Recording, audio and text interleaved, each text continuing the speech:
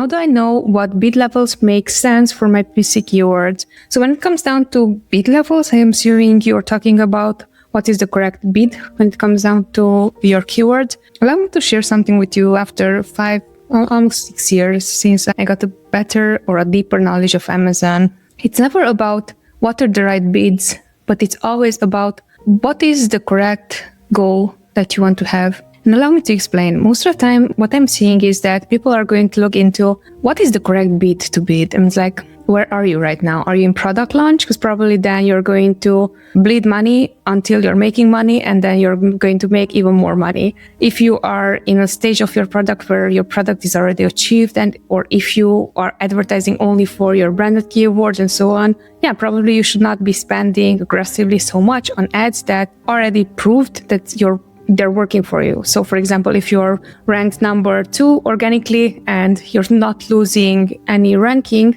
why are you still paying, right? So in that case, we would be testing, does it still make sense for me to bid aggressively $20, let's say, for my branded keyword? And if we see, yes, it makes sense, meaning that if we're not going to pay the same amount, what we're seeing is that our competitors are going to bid and that our organic ranking goes down, that is a sign for us to, hey, we should be not taking away money, even if it's a branded term. But if we're seeing that we are not anymore going to bid $20, but we're bidding $2, and we still kept that the second position on the first page organically, then it's like, okay, now it could be a good strategist for us to let's instead make sure that we're not going to bid so aggressively on those keywords and let's reallocate our budget. So that's the way how I would look at it. I would not look into what is the correct bid. Anyhow, the correct bid should be whatever your purpose is. If you want to get cheap sales and want to get their data, you're going to bid as low as possible. If you want to get data as quick as possible,